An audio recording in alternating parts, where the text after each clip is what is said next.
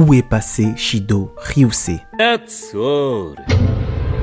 En ce moment, pour ceux qui sont à fond dans les chapitres, on se pose tous la même question depuis le triplé. Vous n'êtes pas content? Triplé. Du possible meilleur joueur du Blue Lock. Restez concentrés, la vidéo arrive sur lui. Mais Shido Ryusei, dans tout ça, dans tout ce marasme, où est-il? Dans cette vidéo, on va répondre à toutes les questions concernant le personnage de Shido Ryusei. Donc, restez concentrés. Je suis de retour. Vous êtes prêts? Vous êtes prêts? Vous êtes prêts? C'est parti.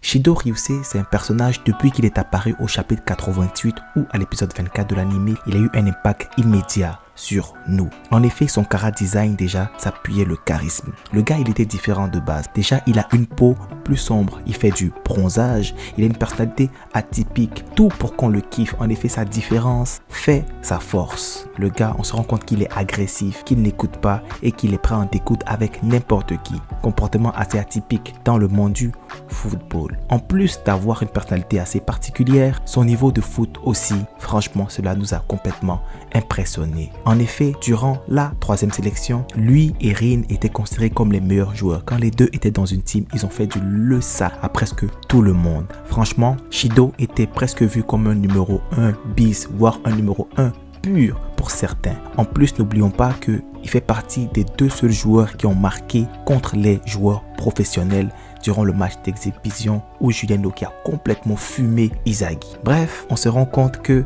durant le match des U20, il a fait quelque chose d'extraordinaire. En effet, l'équipe était en train de perdre et suite à sa rentrée, quand il était associé au génie ultime Itoshi Sae, franchement, le gars, il a changé complètement la physionomie du match. Il a inscrit un doublé, il aurait pu marquer même un triplé et fait vraiment partie, pour ceux qui ont regardé ma vidéo, des hommes du match. On se rend compte que, waouh, le Blue Lock détient un pur attaquant, un pur neuf. Les fans, après ce match-là, l'ont mis très haut à travers les différentes performances qu'on a observées. Pour moi, je le considérais même comme le meilleur pur nerf du Blue Lock. Et dans la Neo Egoist League, il était parti en tant que numéro 3. Donc, il était très haut, il partait très haut. Pourtant, maintenant, sa prime est très faible. La première prime qu'il a reçue était de 20 millions, ce qui le mettait 4e du Blue Lock. Ce qui était pas mal pour une première prime. La seconde n'a pas bougé. Même par exemple, le gars il était classé maintenant 16e. Parce qu'il y a d'autres gens qui ont joué, il y a d'autres gens qui ont prouvé. Et Shido Ryusei 16e, c'est très problématique. Et en plus, le pire, c'est que la 3e prime qui est sortie, elle a à peine monté à 25 millions. Et cela le place à la 15e place du classement du Blue Lock avec les primes et tout ça.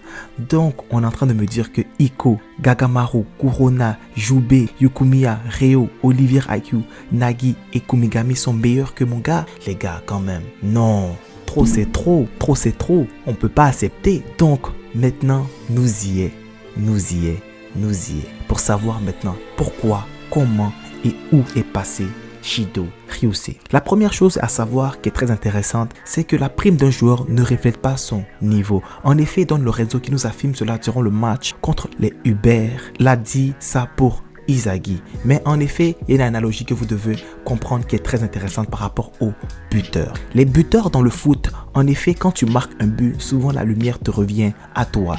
Donc, les buteurs, eux, en fait, souvent, ils sont jugés à leur juste valeur. Comparés aux rôles plus ingrats comme ailier, latéral ou milieu, ça c'est un peu plus compliqué de donner une prime sur toi. Mais Shido Ryusei qui est un pur neuf, que son travail principal c'est de finir, il se distingue en quoi? En marquant des buts. Et plus qu'il marque des buts, plus que ça coûte et sa prime seront hautes, parce que c'est ça en fait le but du blog, de trouver le meilleur neuf. Donc si lui correspond à cette catégorie là, normalement il est censé être représenté par une prime conséquente, comparé à Izagi qui au début n'avait pas une prime haute. Pourquoi? Parce que c'était un all-around player. Il était capable sur un terrain de tout faire à la perfection avec sa méta-vision, capable de boucher des espaces.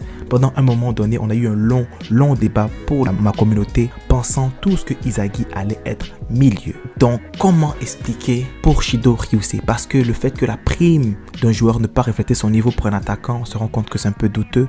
Donc, avec Shido, comment faire pour expliquer tout ça? En effet, les gars, c'est quand même facile à expliquer.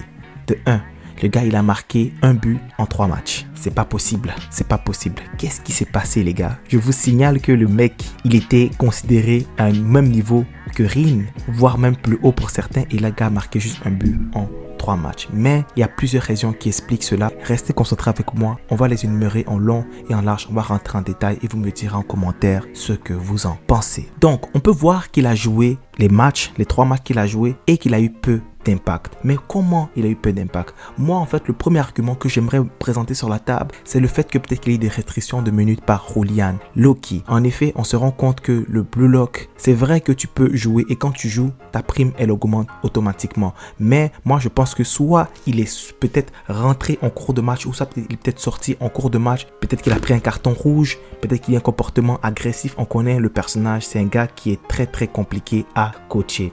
Ça va avec mon deuxième point qui est une mentalité instable. Et peut-être que le fait qu'il ait une mentalité instable, on se rend compte que Shido, c'est pas tout le monde qui peut jouer avec lui. Il y a que des talents surdimensionnés comme Itoshi Sae qui pouvaient le comprendre et qui pouvaient le placer des ballons, le distiller des ballons comme il voulait. Mais on se rend compte que les autres, en effet, ont beaucoup de mal à s'adapter à son style de jeu. Et en plus, n'oubliez pas que dans Blue Lock, il y a beaucoup les mêmes patterns qui reviennent.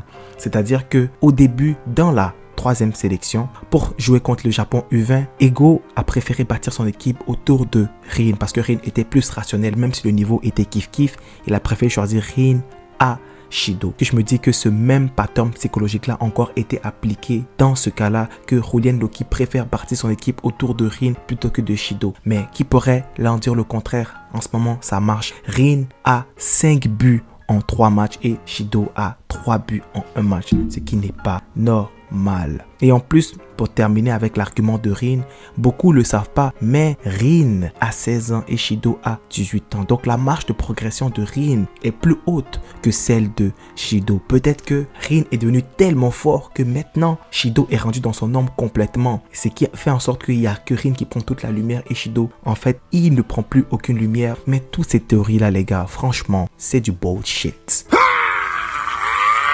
Moi, maintenant, je vous dirais les 2 théories les plus probables que l'auteur peut garder avec Shido Ryusei. En plus, n'oubliez pas de me dire ce que vous en pensez dans les commentaires. Donc, l'auteur, sûrement à mon humble avis, il le garde pour un traitement spécial contre un duel contre Kunigami. En effet, beaucoup de personnes qui regardent Blue Lock attendent le retour du duel Kunigami versus Shido. N'oublions pas que c'est Shido qui a mis à la porte Kunigami, qui l'a fait changer. En effet, le gars, tout son changement s'est fait grâce à une seule personne qui l'a mis à terre. Et cette personne, c'est Shido Ryusei. Beaucoup de personnes ont beaucoup de mal avec Kunigami, sa nouvelle personnalité. Moi qui en fais partie, je trouve qu'il est rendu très détestable comme personnage. Mais je pense que peut-être à travers un duel contre Shido Ryusei, l'auteur va peut-être repentir Kunigami et peut-être qu'il va redevenir comme avant, mais pas comme avant. C'est-à-dire qu'il va devenir une version plus douce et moins rancunière de ce qu'il est maintenant. Moi, je pense qu'il y a de fortes chances que ce pattern va se produire. Donc, on attend le match PSG versus Bayern München. Pour ceux qui sont